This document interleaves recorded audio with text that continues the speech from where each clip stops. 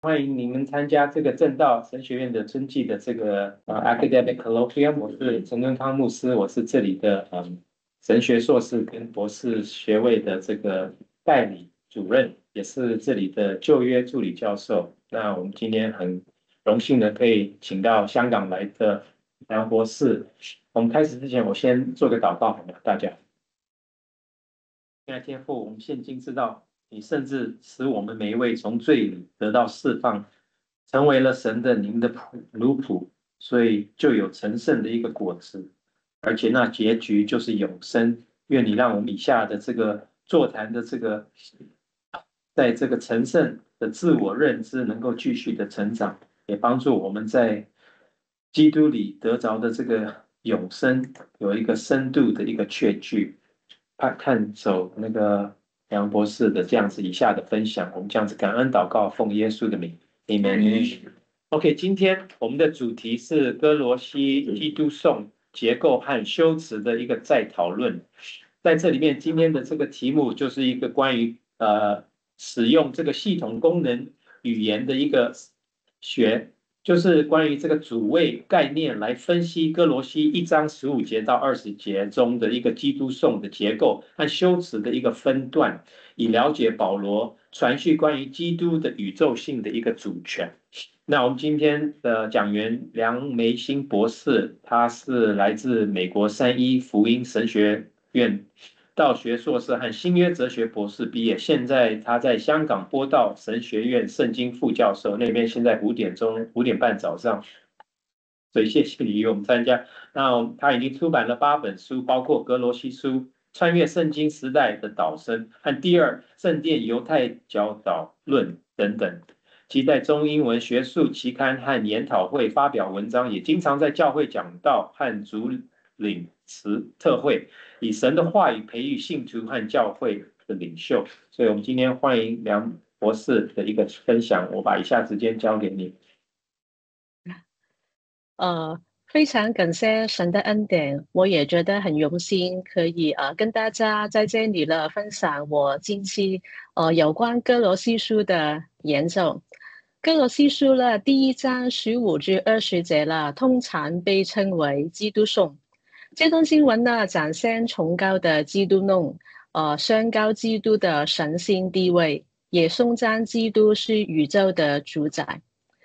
有关保罗呢，他写作哥罗西书的背景或者原因啊，那其实呢，哥罗西教会不是保罗他亲自建立的。当保罗写作哥罗西书之前，他还没有去哥罗西跟当地的信徒见面。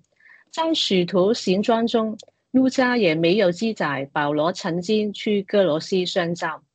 虽然哥罗西教会不是保罗亲自建立，但是保罗是外邦人的使徒，他非常关心哥罗西教会的属灵状况，所以当保罗知道有假教师在哥罗西传讲错误的教训，他就写信提醒信徒不要跟随假教师，也勉励他们呢要坚守以基督为中心的信仰，并且要在生活中顺服基督的主权。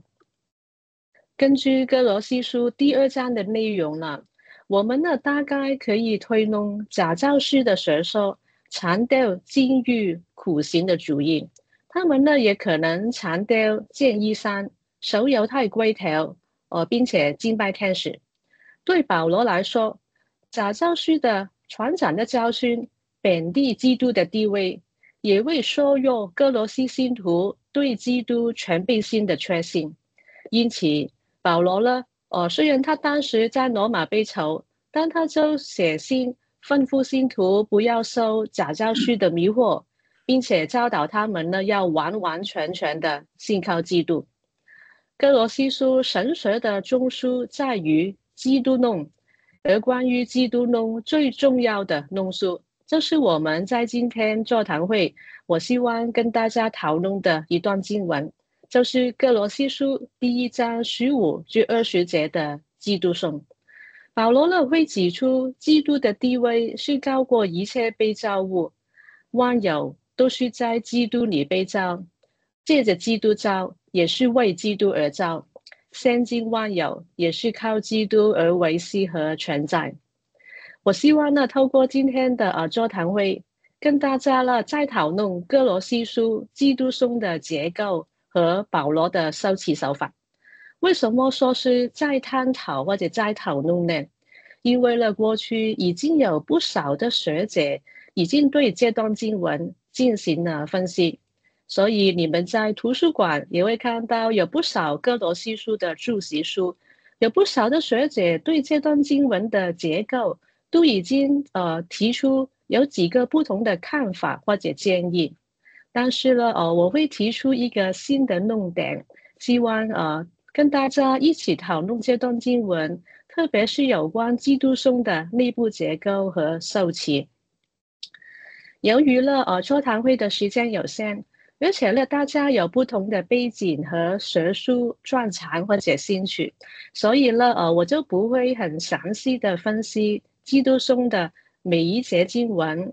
每一个字或者每一个细节，而是会指出在我这个研究中，我认为最重要的发现，跟大家彼此的切磋，一同学习神的话语。在座谈会结束以后，如果你们对今天的题目有兴趣，可以阅读我所写的文章或者书本。其实呢，我这个研究的灵感呢，是来自几年前，当我在写哥罗西书注释书的时候，当我在写书的时候，有一些关于经文的观察，我觉得很有趣，也感到很好奇。后来呢，我就继续的思考。阅读更多的书本呢，还有做研究，并且在 SBL 的年会把我的研究的文章发表，并且投稿到期刊出版。我也趁这个机会呢，鼓励同学们哈，当你们在写论文或者做研究的过程中，其实呢，我觉得呢，最重要的就是保持好奇心，保持求知欲。继续的阅读，继续的思考，可以慢慢来，但是呢，就千万不要放弃。过了一段时间呢，就会开花结果啦。简单来说啦，我这个研究的要讨论的问题是哥罗西书1章第15至20节的基督颂应该如何的分段？这个研究的目的呢，是希望了解基督颂的内部结构，也希望呢可以了解保罗到底他如何运用受词的手法来表达他对基督的看法，以影响读者认同他的观点。关于研究的方法啦，我会用一种有关 discourse analysis 论述分析的理论的一个方法。这个理论或者方法呢，主要是以系统功能语言学为基础的主谓分析 theme。那虽然呢，在中文里呢，我们通常会把英文的 theme 翻译为主题，但是在系统功能语言学的范畴里 theme 主谓跟我们平常所说的主题有一点点的不同。所以呢，在中文的翻译，我们会把 theme 在系统功能语言学的范畴翻译为主谓。现在呢，大家可以保持耐心和好奇心，等一会儿呢，我会有更多的解释。整个研究的主旨呢是，我认为基督颂应该分为2个段落。另外，有关保罗的修辞手法。这个研究呢会指出主谓推进 thematic progression，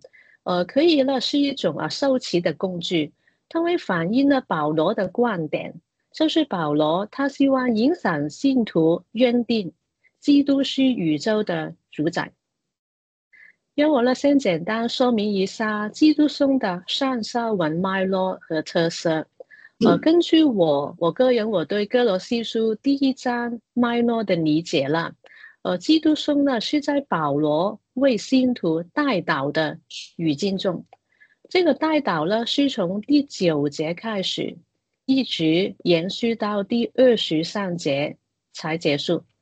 在基督颂的上文就是第13至14节，保罗呢会指出，信徒已经进入埃及的国度，并且在埃及里得蒙救赎，罪过得以赦免。第15节呢就会开始基督颂了。基督颂呢就延续从第9节开始，保罗的带导那个长句子，直到20节完结基督颂。在基督颂的下文，就是第21至23节，其实呢是一个新的句子。保罗会在带导中，指出了信徒应该要对崇高的基督，有恰当的回应，就是他们应该坚守信仰，顺服基督的主权。我要补充一点通常呢我们会称哥罗西书第1章15至20节这段经文称为基督颂 Christ Hymn 但是呢这个名称呢并不表示这段经文的文体了有严格的诗章的特征，例如非常工整的节奏或者韵律，又或者有完全对称的平行句、排比句等等。严格来说了，基督颂的文体了，不是诗歌或者诗章的格式。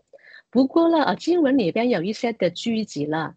有类似的句子的结构，有平行的句法，也有一些的字眼呢会在基督颂里重复的出现，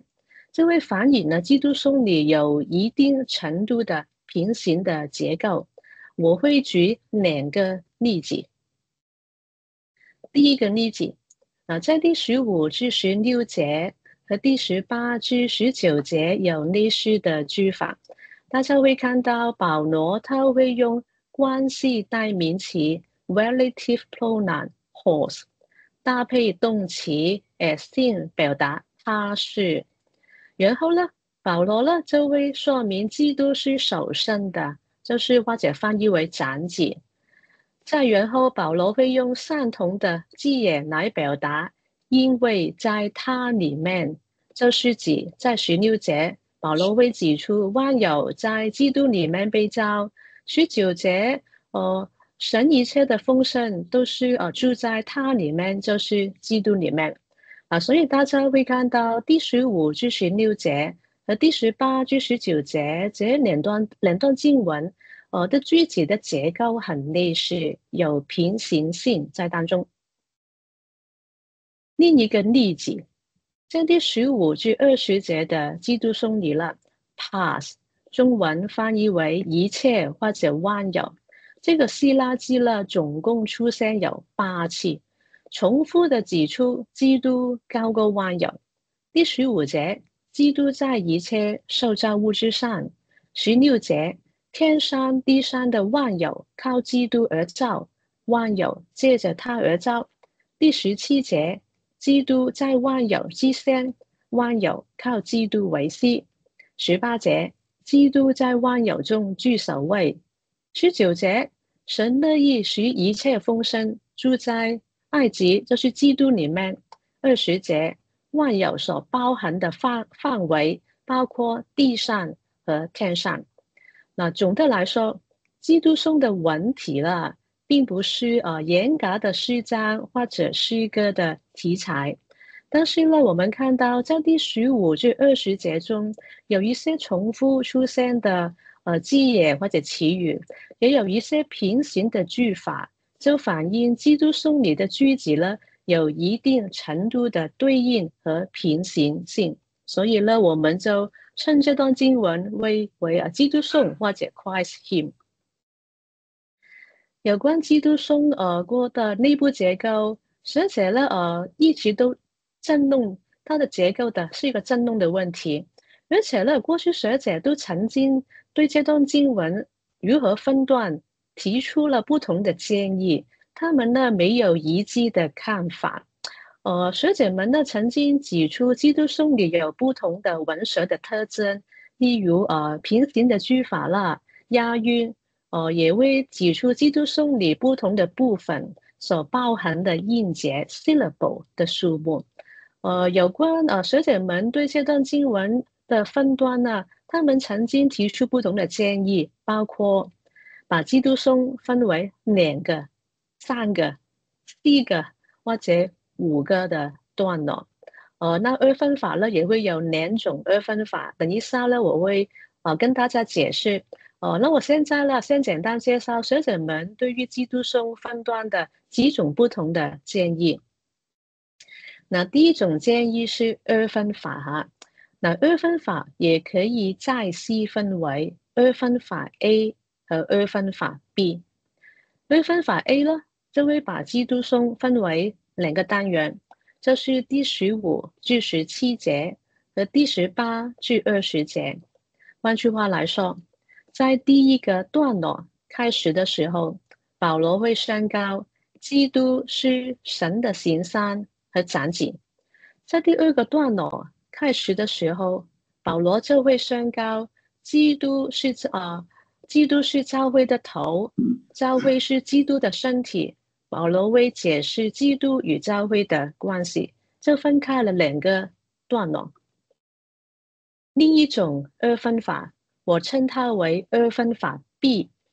支持这种分段的学者呢，通常会把基督松分为第2个段落，第15至18节 A 和18节 B 至20节。在第2个单元开始的时候，保罗就会宣告基督是元首，他已经复活了。我个人呢是采纳二分法 B， 这是这一种二分法的，并且呢，我今天跟大家分享的研究呢，也是希望提出支持这种二分法的一个新的论点。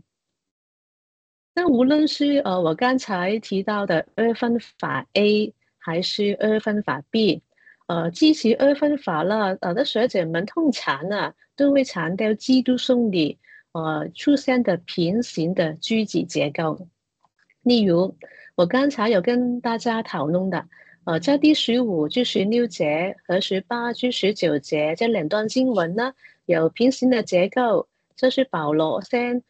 提到他是，就是relative pronoun 关系代名词搭配动词，然后保罗会采用首声 prototokos，再然后保罗呢会采用连接词或体呢搭配在它里面这个短语。来表达在基督里面，所以呢，平行的句子结构就可以支持二分法了，把基督松分为2个部分。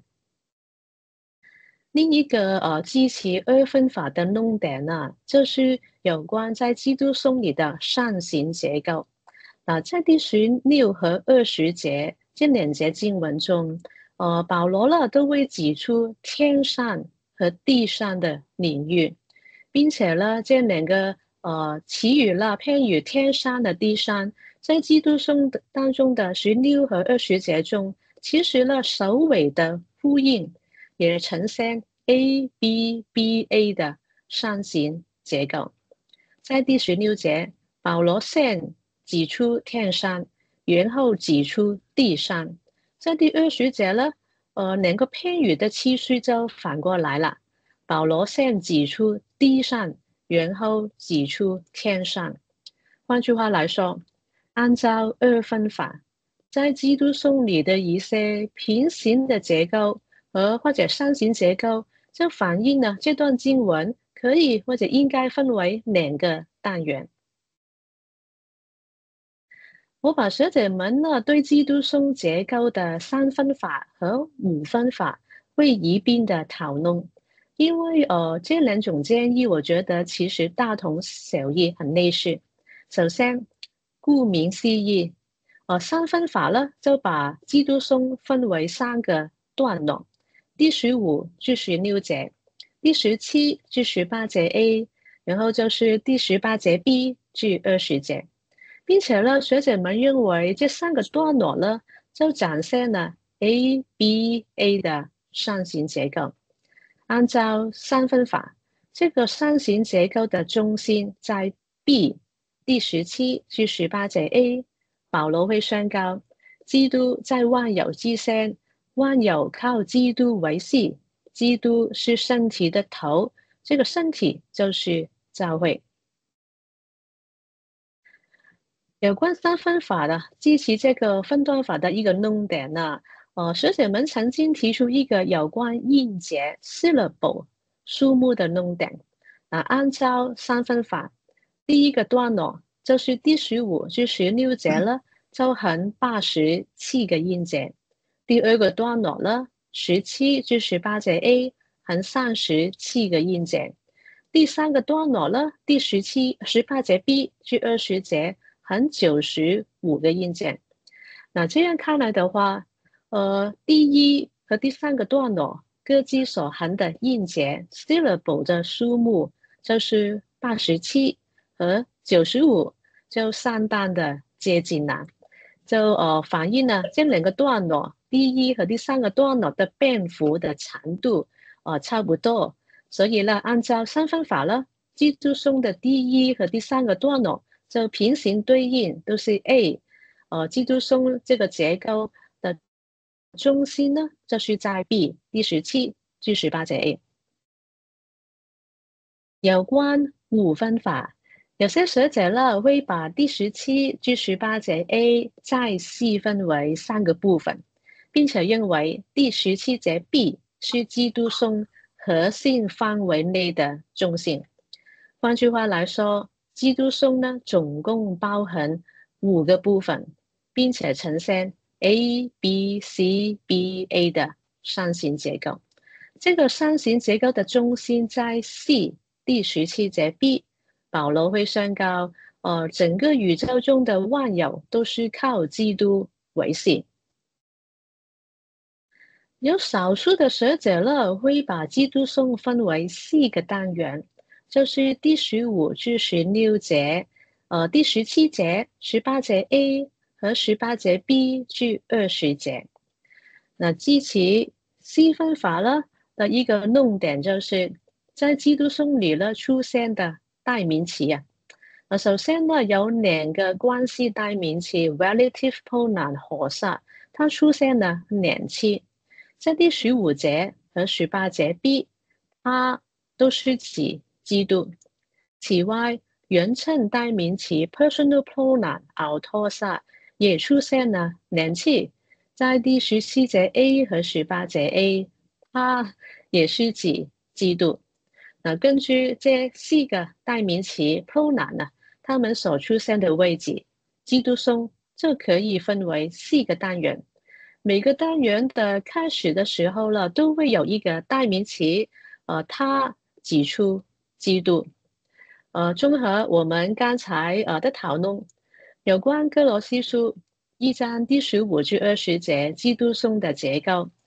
有不同的建议：2分法、3分法、4分法、5分法。按照我个人对这段经文的主谓分析，我呢会采纳2分法，并且是第2种的2分法，这是2分法 B， 把基督颂分为第15至18节 A 和18节 B 至20节2个部分。现在我会跟大家简单介绍系统功能语言学的主谓概念，然后呢，我会运用这个概念来分析基督颂的结构和受词。系统功能语言学 （Systemic Functional Linguistics） 是由英国语言学家 Michael Holiday 所创立的一种关于discourse analysis 论述分析的理论。系统功能语言学呢是属于社会语言学的范畴。这个理论呢本身相当复杂和精密，但是总括来说，系统功能语言学理解语言呢，包含三大功能，3个 meta functions。第一种功能称为概念功能 （ideational meta function）。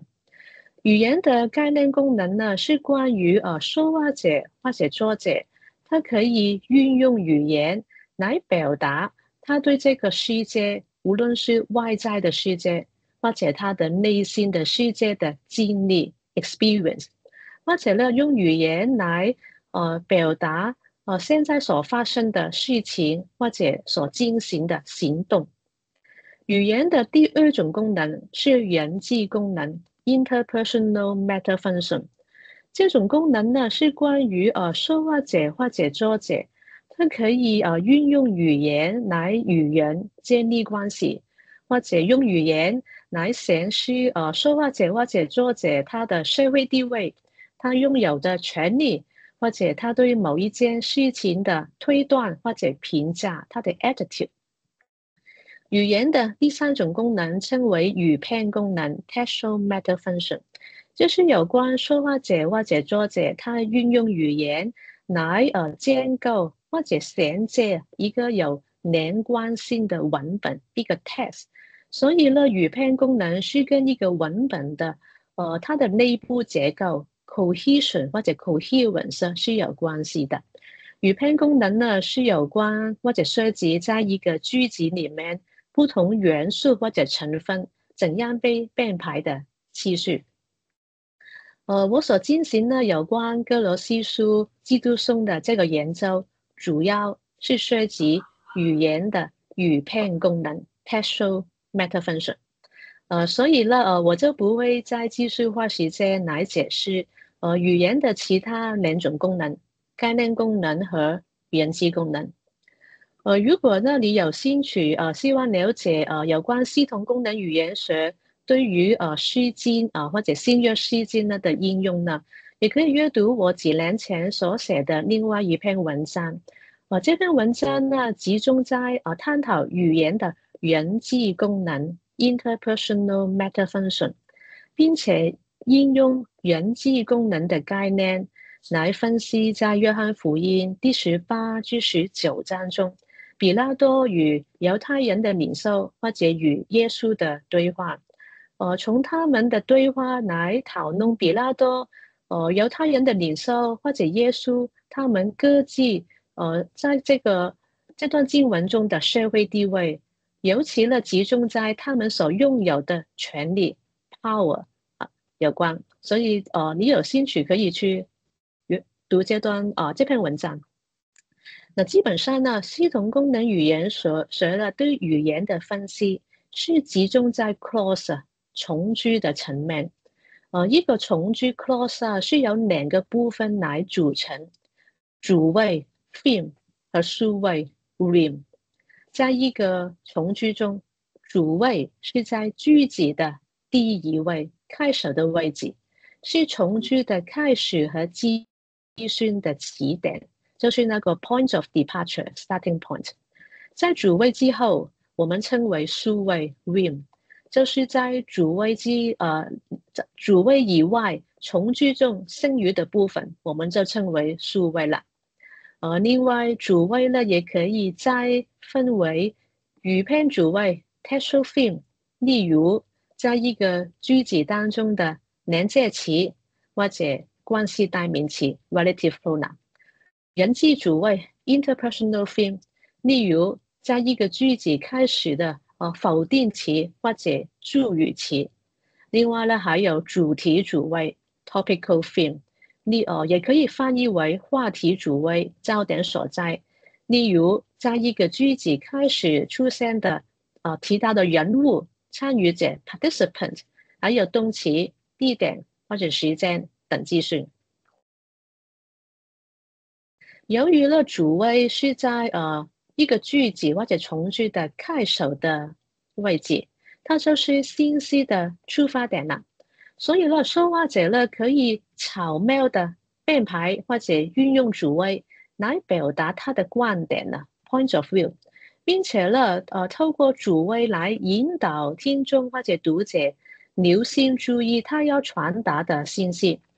根据在一个从句中不同成分或者元素的排列的次序，主谓可以再区分为无标记主谓 unmarked theme 和标记主谓 marked theme。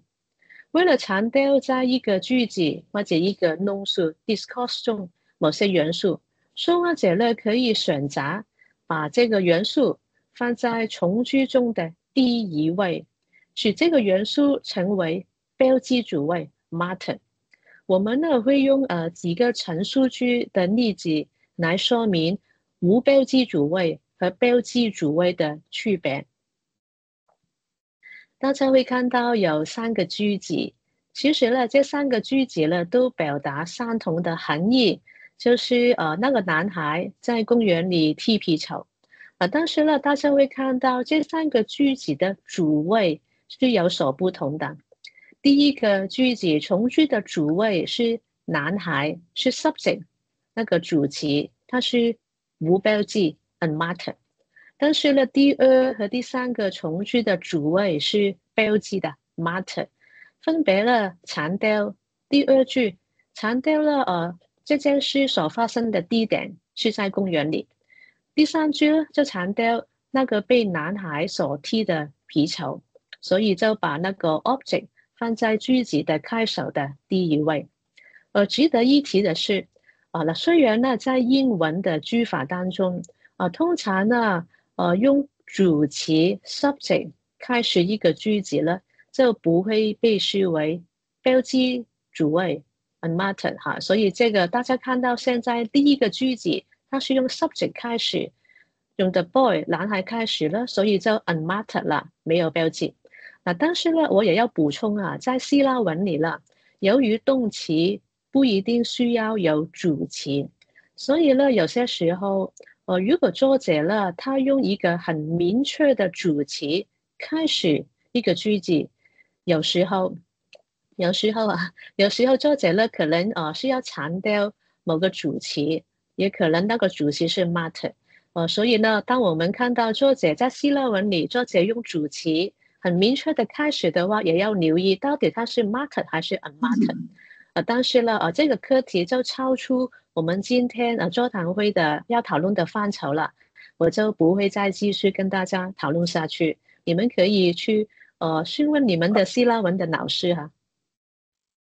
那现在呢，我会简单介绍主谓推进 thematic progression 呢。主谓推进呢是关于语言的语篇功能 textual meta function。这个理论呢是语篇分析当中很重要的，也涉及了在从句，就是不同的从句，在从句之上层面那个资讯的流程。在语篇系统里呢，有三种基本的主谓推进的模式，3种的 patterns。但是呢，今天我只会跟大家简单介绍当中2种跟歌罗西书基督颂有关的模式。那第一种模式呢，称为积极型推进的 zigzag progression 哈，也可以称为线性推进 linear progression。第2种的模式称为固定主谓推进 constant theme progression。我们呢会看一些句子的例子比较清楚来理解。那有关积极型推进 zigzag progression， 那这种模式的效果是，作者呢可以在接续的句子当中可以延续和扩充某些观点，增强说服力。那举个例子，大家看到有3个句子，男孩在公园里踢皮球，那个皮球是约翰所送的礼物，约翰是那个男孩的好朋友。那第一个句子呢，它开首的地方呢，那个主谓是男孩，在第一个句子当中的数位 rim 当中某个元素皮球成为第2个句子的主谓，就开始第2句了。那然后呢，在第2个句子当中的数位某个元素约翰就成为下一个句子第3句的主谓，用约翰来开始第3个句子，以此类推，就形成了 zigzag 积极型推进的模式。大家按照箭头的方向，就可以看到在这3个连续的从句中，主谓推进的资讯的流程。有关我刚才提到的第2种主谓推进的模式，就是 constant theme progression 固定主谓的推进。那这种模式的特点呢，在于相同的主谓在连续的从句中重复的出现，带来的受其效果就是这些从句都有很清楚、很持续的焦点。举个例子啦，大家看到3个句子啦。男孩在公园里踢皮球，他很快乐，他觉得饿了。这3个句子的主谓 theme 都是一样的，都是指男孩。换句话来说，这个男孩就成为了这3个句子的焦点所在。大家按照箭头的方向就可以看到主谓推进的计算的流程。现在呢，我们会把刚才所讨论有关系统功能语言学的主谓概念应用来分析在歌羅西書1章第15至20節中的基督頌，並且會探討基督頌的內部結構和保羅的修辭手法。雖然呢在學術界裏呢已經有一些研究討論基督頌裏的語言的文學的特色或者修辭工具，但是過去的這些研究很少是從從句着手，也沒有討論在基督頌裏的從句 clause 是如何傳遞資訊。我們先來綜觀有關基督頌的一些語言的特色和基督頌裏從句的主謂。基督頌呢是由11個從句 clause 組成，總共包含219個音節 syllable 和112個希臘字。耶穌基督呢是基督頌的焦點所在。保羅呢有2次，他用相同的 relative pronoun 關係代名詞 hos 他來指出基督，在第15和18節 A。另外保羅呢有12次用各種的 personal pronoun autos 人稱代名詞他來指出基督。除了基督以外呢，保羅有8次用 pas 就是翻譯為一切或者萬有這個字眼來指出宇宙中一切的被造之物。由於呢保羅在基督頌裏他經常提到基督和萬有，所以呢保羅他要傳達的資訊就是關於基督與一切被造物的關係。值得一提的是呢，所有在基督頌裏的11個從句11個 clause 都是正面肯定語氣的陳述句，所以這些句子的他們的功用是用來傳遞有關基督或者萬有的資訊。整個基督頌裏呢都沒有問句，沒有 question 也沒有命令語氣的動詞，沒有 imperative。因此呢，保羅在基督頌裏他沒有試圖透過發問的方式就是沒有 Q&A， 沒有與讀者互動，也沒有通過命令直接的把他的想法強加在讀者身上。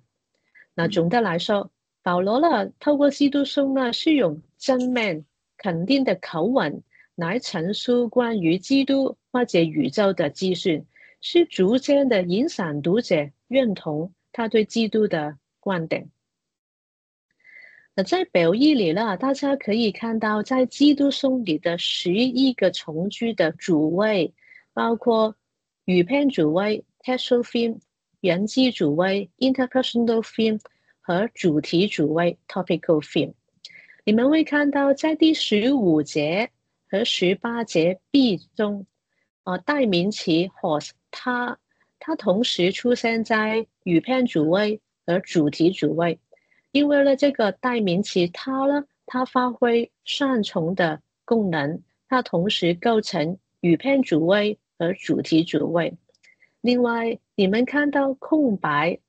的地方，這表示在那個句子當中沒有出現那種主謂的元素。例如在語篇主謂 textual theme 的 column 當中，第16節 B 和20節 B 是空白的，這表示呢，在第16節 B 和20節 B 開始的時候，沒有連接詞，也沒有關係代名詞跟上文直接的聯繫。另外，你們看見在人際關係的那個 column interpersonal theme 啊，都是完全空白的。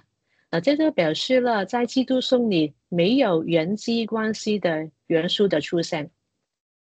在 topical theme 主题主谓那个 column 当中，红色字就表示那个主题那个 topic 啊是关于基督，我就把它红色了。好，另外在第20节 B 就是最后一个 clause 20节 B，你会看到了那个短语借着它 dialto 呢是在翻括号之内的翻括号哈。这就表示了在 Lester Allen 第28版希腊文新约圣经当中呢，这个短语在翻括号内，就反映编辑委员会对这个短语的正确性不确定。对于这个在20节 B 接着它这个短语了，到底是不是第20节 B 原稿的一部分没有一致的看法。我个人认为，由于了一些重要的手抄本，例如 Papyrus 紫砂草纸46，还有希腊抄本、亚历山泰抄本，都包含了在第20节 B 这个 dialto 接着它这个短语的出现，所以我认为这个短语在第20节 B 呢，很可能是属于哥罗西书1章第20节 B 原稿中的文字。好，那我们假设保罗在第20节 A 和20节 B 他有2次提到借着他，那么呢，当这个短语第2次在第20节 B 的出现呢，那保罗呢就可能是要强调了，因为他是第2次在第20节提到借着他嘛，那就要强调唯独借着基督，并且要强调了神借着基督使万有与他和好。整体来说，在基督颂里的所有11个从句的主谓都是很简短的，最多只有3个字。由于呢所有的主谓都很简短，他们在基督颂里呢不是用来提供大量的资讯，而是用来引导读者的注意力，让他们留心接着在冗长的数位中的资讯。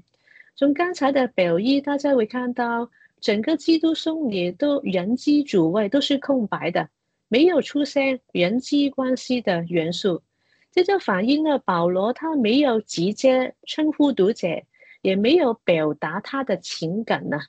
因此呢，基督颂与读者的互动性 interaction 呢是很低的。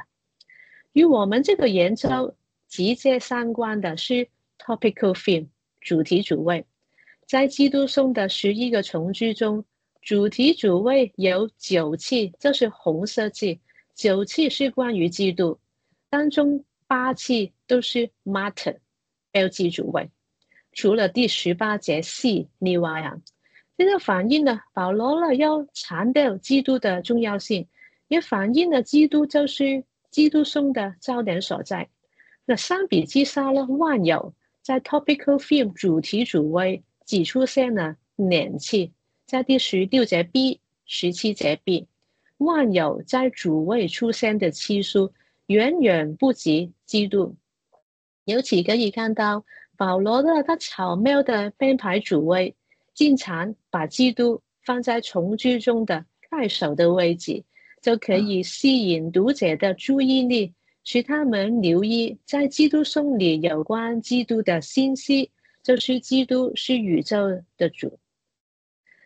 在第15节，保罗呢，他会介绍基督颂的大主题，然后再为他在第16至20节中，通过陈述句来提供更多的资讯，说明基督有崇高的地位。第15节开始的代名词他和撒是指基督，带出基督颂大主题就是基督高过万有。那第16节 A 是基督颂里了最长篇幅最长的一个从句。由于呢它的篇幅很长呢，所以第16节 A 这个从句这个 clause 它承载了大量的资讯。保罗呢用这个句子来宣告，因为天上地上的万有都是靠基督而造，看得见的、看不见的，无论是王者、主宰、首领还是权势等等。这个篇幅很长的 clause 从句了，保罗用来指出万有所涵盖的范围是包括整个宇宙，包括物质界和灵界。因此呢，很明显，哥罗西书的基督论，尤其是基督生有关呢，是保罗的观点是从基督的宇宙性主权出发的。在表二中，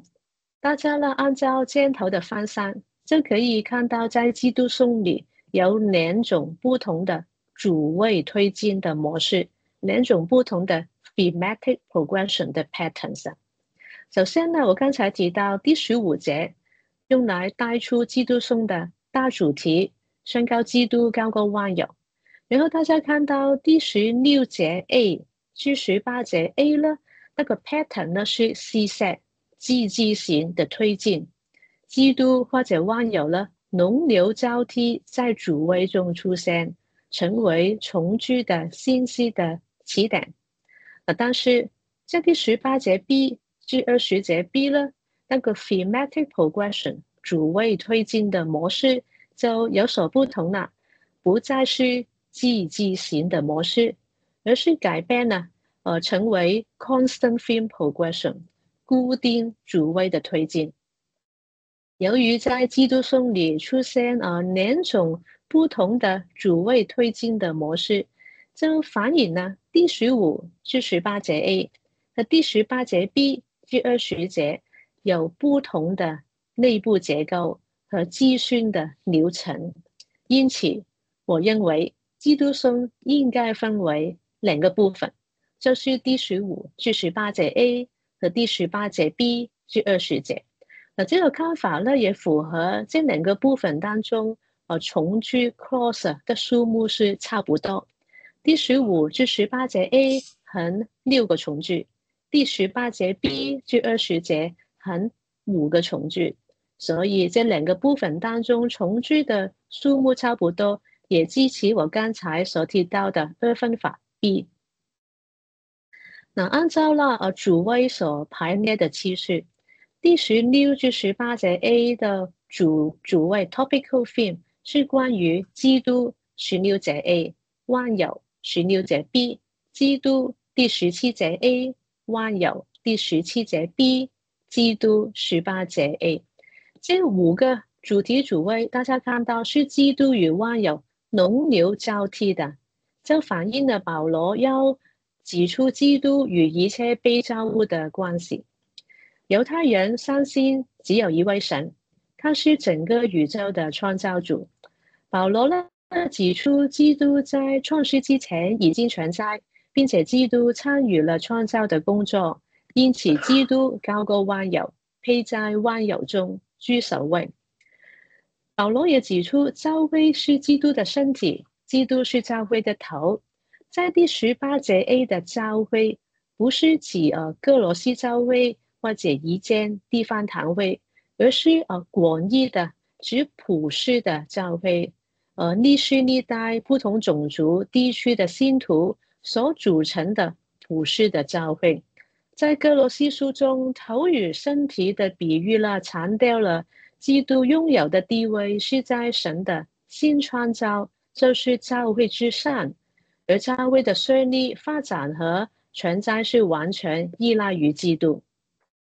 我要补充一点呢，照眼看来，在第18节 A， 保罗呢似乎突然改变了他课题，他提到教会，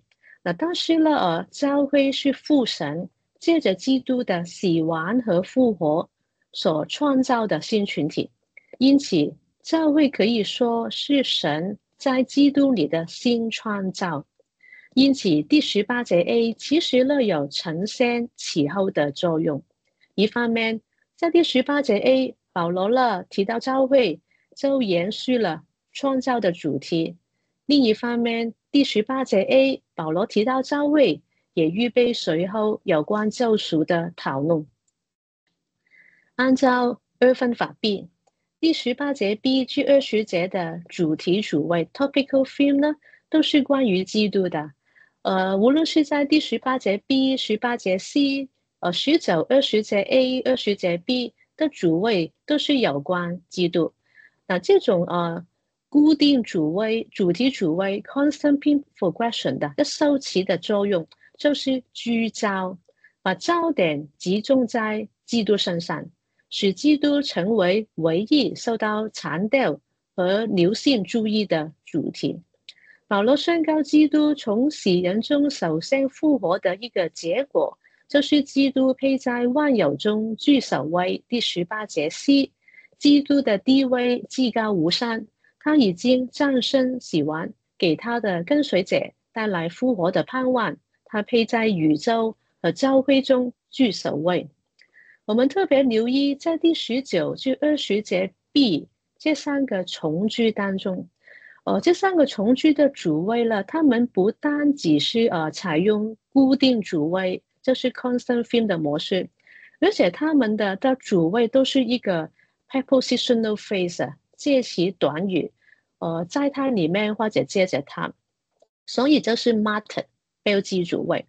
那这样的编排呢，保罗不单只采用固定主谓，也采用 marked theme 标记主谓，就加强了收齐效果，使基督受到强调，使它成为焦点所在。换句话来说，在这段经文里呢，基督是唯一的主题主谓。在第19节，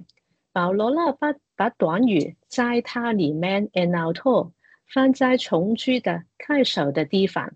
强调神一切的丰盛所乐意居住的地方呢，就是在基督里面。那值得一提的是，在第19节，虽然中文圣经有神这个字，但是呢，在原文希腊文里呢，其实保罗没有直接提到神。保罗呢，在第19节，他是用一切的丰盛这个片语来间接和隐晦的指出神，这样呢，就避免了把注意力从基督身上挪开了。在座谈会开始的时候，我已经举了一些例子来说明，在第15至18节 A 和18节 B 至20节，这2个段落中有平行的句法。现在我再多举一个例子来正常说服你啊。大家看到了第16节和19节开始的那个这些字眼呢，非常的类似，它们有平行的结构。保罗首先提到后体了连接词，因为然后他说短语在它里面，再然后呢，保罗会用一个动词在第16节，保罗会提到万有是在基督里被造，在第19节呢，保罗就用一个动词来表达神一切的丰盛都乐意住在基督里面。这2节经文当中的平行的句法，也反映了基督颂里的第1和第2个段落呢，有一定程度的平行性，也支持二分法的基督颂结构。总的来说，按照二分法 B， 在基督颂的第1个段落呢，就是第15至18节 A， 保罗呢会从创造的角度说明基督超越万有，基督完美的显现了父神，他的地位高过一切被造物，万有在基督里被造，借着基督被造，也是为基督而造。在基督颂的第2个段落，第18节 B 至20节，保罗呢从救赎的角度说明基督的地位至高无上，配在万有中居首位。基督拥有神本性一切丰盛，他已经从死人中复活，父神也借着基督在十字架上舍命成就了和平，使万有与他和好。综合了我们刚才的讨论，我已经跟大家简单介绍了系统功能语言学里的主谓概念，并且呢把主谓概念应用来分析歌罗西书1章第15至20节中的基督颂，探讨了基督颂的结构和收起。这个研究的结论呢，会指出主谓 theme 作为一种收起的工具，他在基督颂里呢，可以反映保罗的观点。保罗把基督设定为基督颂的主题 topic。保罗的观点是，基督拥有神性的地位和宇宙性主权。保罗是从这个角度来表达基督颂，也透过编排主谓或者主谓推进 thematic progression 来逐渐的影响读者认同他对基督和基督与万有之间关系的看法。保罗要强调基督的主权所涵盖的范围包括天上和地上的领域，也包括物质界和灵界。此外，保罗呢也要信徒认定神已经借着基督使万有与他和好，而基督在十字架上所流的宝血就是神使万有与他和好的媒介。那虽然呢，学者过去曾经对基督颂的结构有不同的建议，但我所进行的主谓分析指出，基督颂呢应该分为两个段落，就是第15至18节 A 和18节 B 至20节。虽然学者们曾经提出平行的句法等等的论点来支持二分法的基督颂结构，但我的研究是从主谓推进来进行分析，提出有关语片主谓和收词的一个新的论点，希望呢能够强化二分法的可行性。那无论大家你是否认同二分法的基督颂结构，还是你觉得基督颂应该分为3个、4个或者5个段落，有一点呢是可以肯定的，就是基督是基督颂的焦点所在。面对假教师对哥罗西教会的搅扰了，他们的学说会削弱信徒对基督全备性的确信。保罗呢，他义无反顾的为基督的崇高地位和宇宙性主权辩护，并且透过基督颂来影响信徒要认同他对基督的看法，就是基督是宇宙的主宰，他配在万有中居首位。最后，愿一切的荣耀尊贵都归给我们的主耶稣基督，他是宇宙的主宰。谢谢大家，这就是我今天所分享的研究。我把时间交给陈牧师。谢谢梁牧师，我们现在开始一些回应或是一些 Q&A session 好不好？我们开始了，我来问一个问题，就是梁博士，这个关于这个基督的这个主谓的推进的这个写法，你今天呈现哥罗西书，还有哥罗西书之外，保罗的书信，还有哪一些书信有类似这样子强调这个基督，尤其那用他的人称代名词这样子类似的，其余的书信有这样子专注基督的这个主谓的推进。按照我个人的认识，现在其实还没有很多的研究运用主谓或者主谓推进的概念来分析新约圣经或者保罗的书信哈。其实我想保罗所写的书信里面有不少的经文都很强调基督的重要性或者强调基督的地位。除了哥罗西书的第1章的基督颂，在腓立比书第2章的也有一个基督颂哈，也是强调基督的崇高的地位哈。但是按照我个人的理解了哈，还没有很多的研究是运用系统功能语言学来分析保罗或者其他的新约书信啊，所以还是一个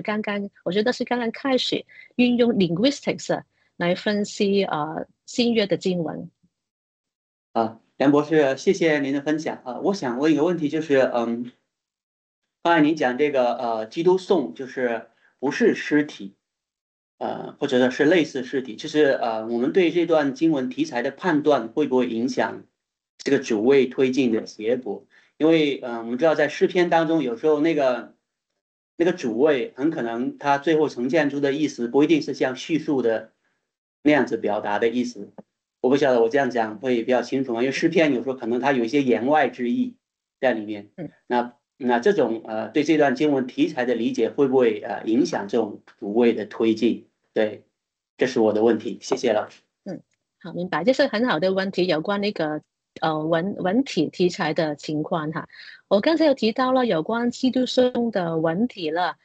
虽然那个名称称为 hymn 或者一个颂词哈，但其实它不是诗歌或者诗章的题材哈。有一本英文书，它叫《The Colossian Hymn》嘛，它是Michael Goffrey 所写的哈，他说是整本书。是探讨了基督颂的结构哈，在我所写的书本也有提到他的著作哈。其实它的结构，它的研究的结论就是基督颂的结构，他认为不算是完全的一个 hymn，但是他觉得有一些平行性在里面哈。对于主谓的分析哈，我们现在呢所运用的有关主谓的概念，主要是集中在开首的位置。其实呢，这个开首的位置，我觉得无论是哪一种的文体了，通常开首都是读者或者听众留心的地方啊，所以我觉得还是可以运用主谓的概念来分析不同的文体的，因为它集中在 clause 嘛，clause 啊，在系统功能语言学的范畴中，clause 是最基本的信息的传达的单元。Basic units to transmit certain message，所以呢，所以 clause 无论是不同的文体都需要有 clause，所以还是可以应用的。我个人的看法了。好，谢谢你的问题。好，谢谢。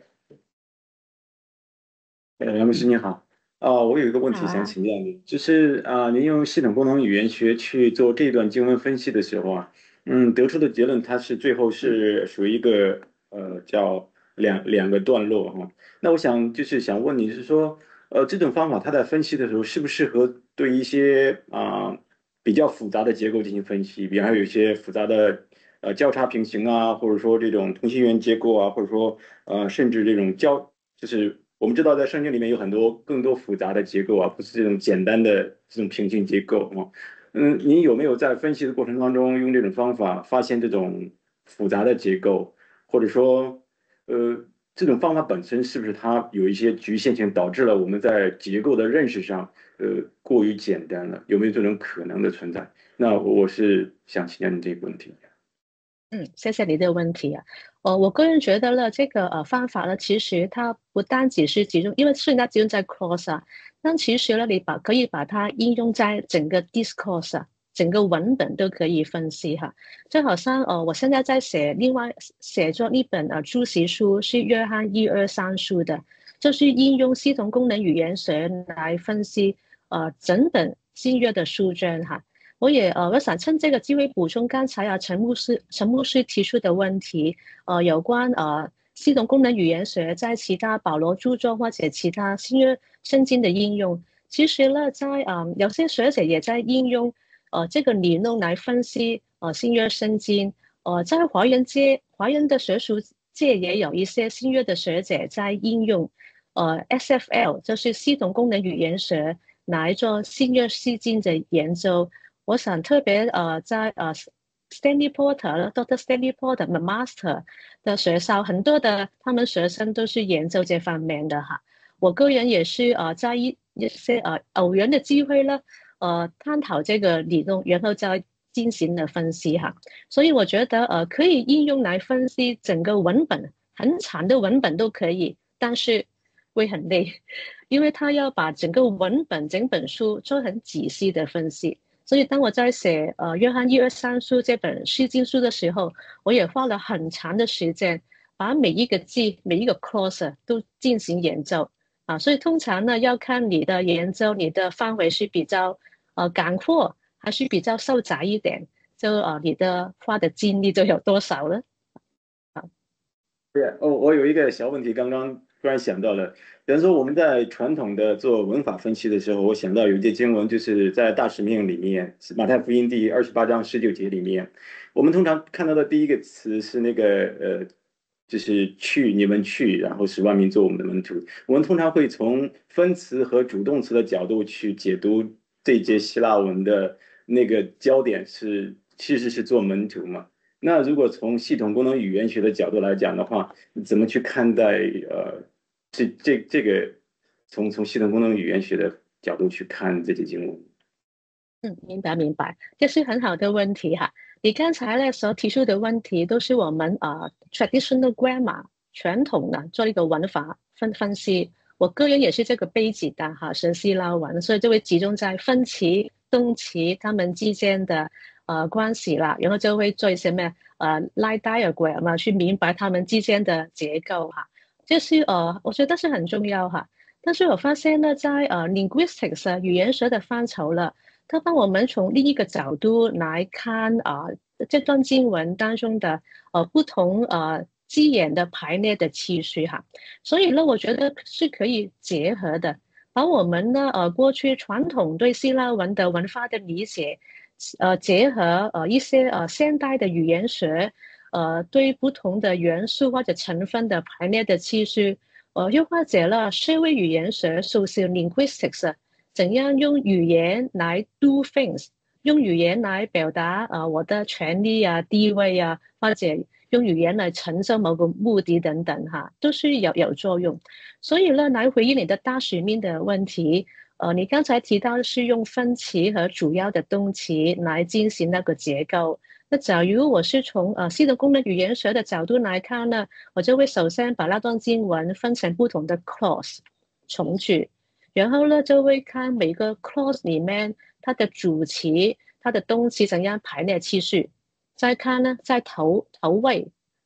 第一位到底呢，马太他把什么元素放在开始的位置，他要强调什么？也会看呢有他们之间的计算的流程，也会留意当中有一些的字眼呢是跟attitude 啊或者一个情感有关啊，怎样影响读者啊。它的 rhetoric 啊，都是可以探讨很有趣的课题，就帮我们在传统的文法的分析以上进一步的了解经文的意思和作用。对啊，很有趣的，你们去玩吧，很好玩的。对啊，就把它当作是一个乐趣去玩了哈。我反正觉得做研究最重要是你觉得很好玩就可以了，很好玩，觉得很好玩就可以做研究了。妹妹，我想问一下，你这个方法和 Potter School Stanley Potter 他学校的那个SFL 有什么不一样，或者是一样？他们也是用主谓推进。我具体说呢，就是霞，因为我们刚才问你问题的那位同学是霞的学生，所以我就想问你，就是说那个，因为霞是用在那个罗马书上嘛，我就说你这个方法和他的方法上有什么不一样？傻了其实也是傻了介绍我认识 SFL 了，我也要谢谢他是我的恩人哈。我们都是采用SFL 都是跟 Michael Holiday 有关的应该是 Michael Holiday 所创立的系统功能语言学哈。但是呢，因为我们是把这种原本是用来分析英文的语言学，现在应用来分析希腊文，所以在过程中呢，可能需要一些转化。傻了，他是跟Dr. Porter 来学习了，所以他就跟得很贴近，很贴近的follow Dr. Porter 的那个转化，怎样把英文的语言学转化来分析希腊文哈。我也是把系统功能语言学一些当中的理论，现在应用来分析希腊文。当中呢有一些是跟Porter School 有些类似，也有一些不同哈。所以就例如可能我们在讨论 theme 主谓这方面呢，我是比较跟随Holiday 那个理论，可能 Porter 就会在这边有一点点的改变啦，那个用词或者他们会把焦点呢稍微改变了一些哈，所以呢在那个主谓的讨论是有一点不同，因为他们可能把一些的概念改变来适应希腊文哈，但是我觉得英文那方面已经足够我来分析哥罗西书这段经文了，所以我觉得那个 clause 第一位就能够帮助我进行分析基督颂，对呀，所以大部分是一样，但是有一些小部分我没有跟 Porter 那个理论跟得那么贴近。谢谢。我还有一个问题哈，我看你只是分析了主谓，那你有没有这个理论有没有分析